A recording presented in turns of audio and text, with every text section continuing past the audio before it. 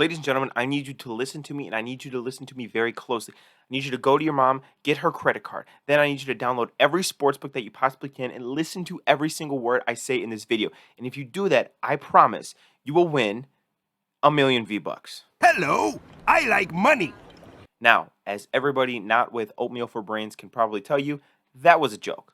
Always gamble responsibly. Definitely don't steal your mom's credit card and definitely don't put the digits to that in the comments down below.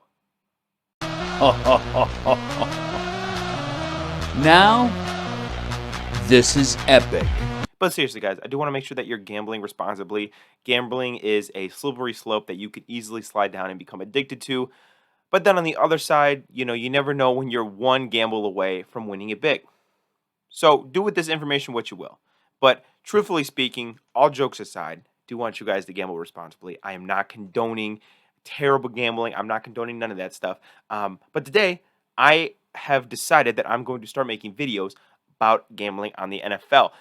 Sports gambling has become more and more legalized throughout the United States. And not that I've really ever waited on anything to be legal to do it in my past. What do you mean by that? But now that it's more socially acceptable, I feel more confident talking about it on the internet. So this video is going to be the first of many videos talking about gambling and sports books for the NFL. During the season, I'm going to have a weekly episode or a weekly segment on my podcast dedicated to the bets of the week, bets I want to make, etc. This video is going to be talking about futures bets, so bets for the upcoming year. Obviously, we're a pretty decent time frame away from the start of the season, so a lot of things are subject to change. But these are some of the odds that I really like and things that I think you can take advantage of because the sports books haven't caught on yet. So before we get into that, I just wanted to say, please make sure to subscribe to the channel. Let me know in the comments down below what your favorite futures gambles are, what you think the sports books haven't caught up to yet, and what you think you can take advantage for. I'm always down for stealing money from rich corporations. And lastly, I do want to mention that the odds in this video are presented by DraftKings Sportsbook and Casino.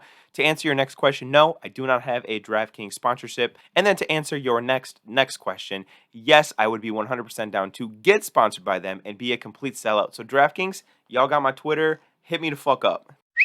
Anyway, let's get right into it. So looking at the futures bets, one that I really like, I'm going to go down the list kind of here of some of the ones that I wrote down.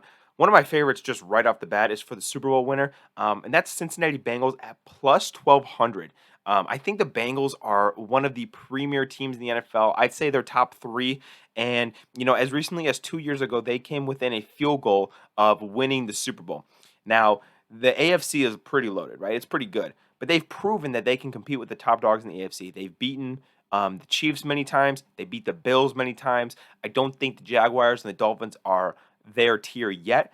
And if Joe Burrow can stay healthy and beat Joe Burrow, the Bengals will always be in the mix for the Super Bowl. So I think plus 1,200 is really good odds. If they can make it to the Super Bowl, the only team I think they really have to worry about would be the Eagles. But then again, they beat the Chiefs on a pretty regular basis, and the Chiefs just beat the Eagles. I know the NFL is not a one-for-one league, so saying because you beat this team and they beat that team, you're going to beat them. It's not how it works. However, I think they have the talent on the roster to do it. I think they have obviously a good enough quarterback to do it, and they came very, very close just a few years ago. So I like the Bengals plus 1,200. I think that's a really good bet if you want to throw down some money and bet the Bengals as early Super Bowl champions. Now, the only drawback is that they've never won the Super Bowl, and I don't love Zach Taylor. I think he's kind of mid, unfortunately. Not really mid, but you guys get what I'm saying. But I think the Bengals at plus 1,200 is a really good value pick for a Super Bowl champion. Next, for the Offensive Player of the Year, the guy who I like the most, odds-wise, is Josh Allen. On DraftKings right now, he's plus 2,500, got the 18th best odds to win Offensive Player of the Year. Now, you can't tell me that there are 17 other guys that are going to win Offensive Player of the Year over Josh Allen. I think that's a bit ridiculous. I think that the Bills, assuming they have a really dominant, regular season, and let's be clear, these awards are regular season awards. That's why Joel Embiid just won MVP. Oh, anyway, this is a regular season award. If Josh Allen and the Bills' offense is fuck wild and they're insane, I think that he is in pretty good contention. Listen, He's great with his legs. He can make plays. He's got a really, really good receiver in Stephon Diggs. I think James Cook might break out. And they just drafted him a tight end in the first round. So Josh Allen, I think, is in the stratosphere of Offensive Player of the Year, and he's got good enough odds to where I would be down to throw down some money for it. Next, let's talk about Defensive Player of the Year, and this is a real kind of shot in the dark here. But I don't know. I just have such a good feeling about this. Give me Jaelan Phillips for plus 8,000 for Defensive Player of the Year. Listen, I remember when the Dolphins took him in the first round. Super athletic. He's about 6'5", like 265. He's got great bend. He's got great athleticism. The dude's a freak. Both of his first 2 years, he's had at least 7 sacks. Now I think he's going to have his real breakout season, a double-digit sack year.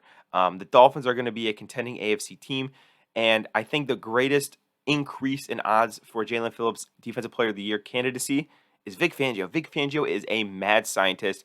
It always seems like guys put up really big sack numbers when they have him as their defensive coordinator. I think Jaelan Phillips will benefit greatly from that. Additionally, the Dolphins' defensive backfield is better now with Jalen Ramsey, so they might get some coverage sacks. I think his sack total is going to be high. I think he's going to make some plays. He's athletic enough to pick off a pass and take it to the house, or maybe scoop and score on a fumble. Jaelan Phillips is a sneaky get at Defensive Player of the Year for plus 8,000 odds.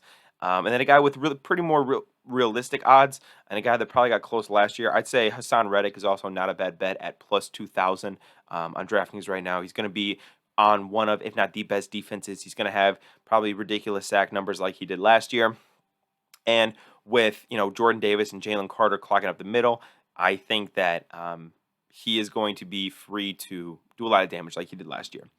Now let's go to Offensive Rookie of the Year, and the clear and obvious choice is Bijan Robinson, who currently sits at plus 300. Not a bad bet.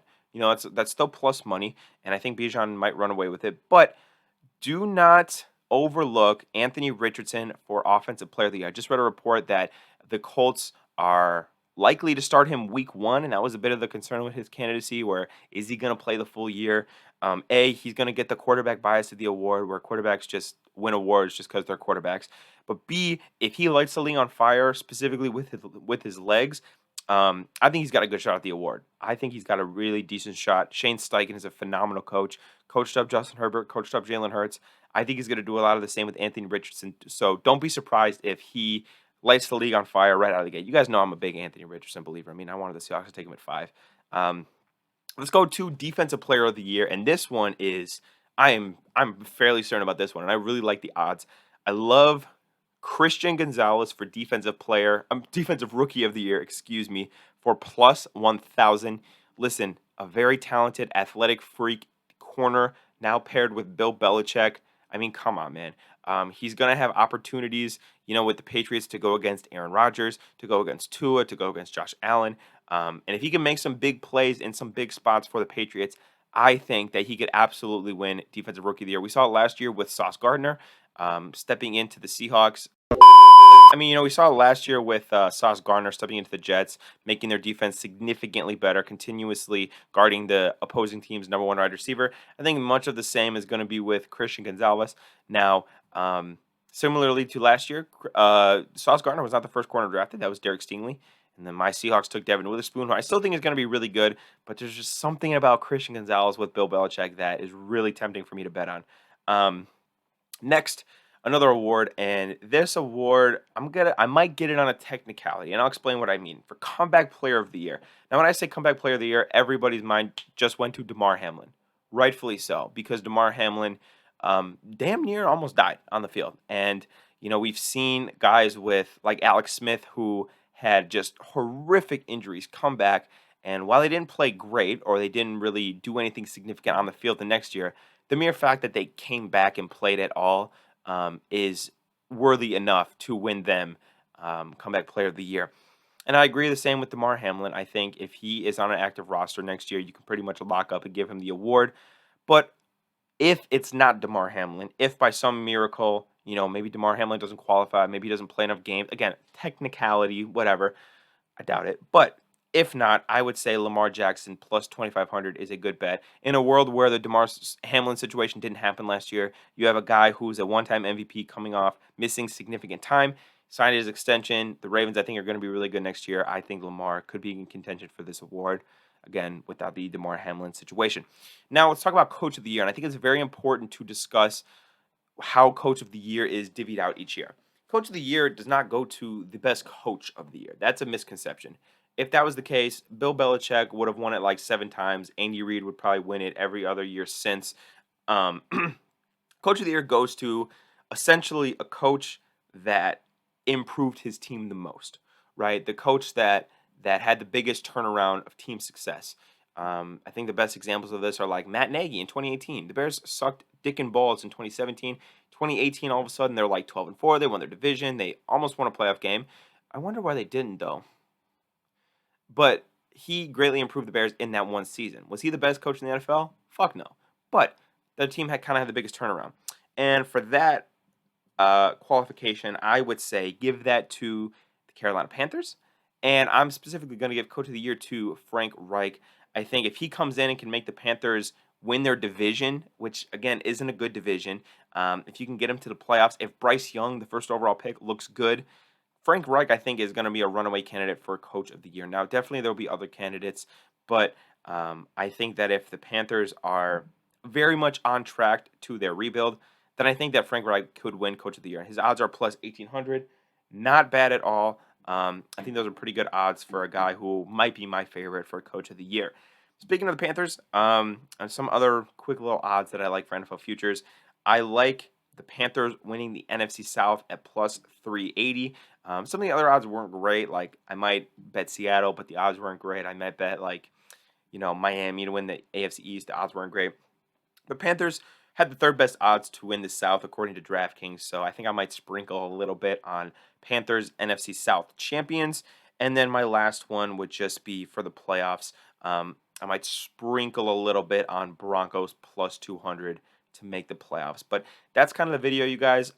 Obviously, please gamble responsibly. I was totally kidding in the intro. But these are some of the futures bets that I think you guys could take advantage of before the season starts, before the odds drop. And these are some, I think, high value picks that you can get and you can make some money on.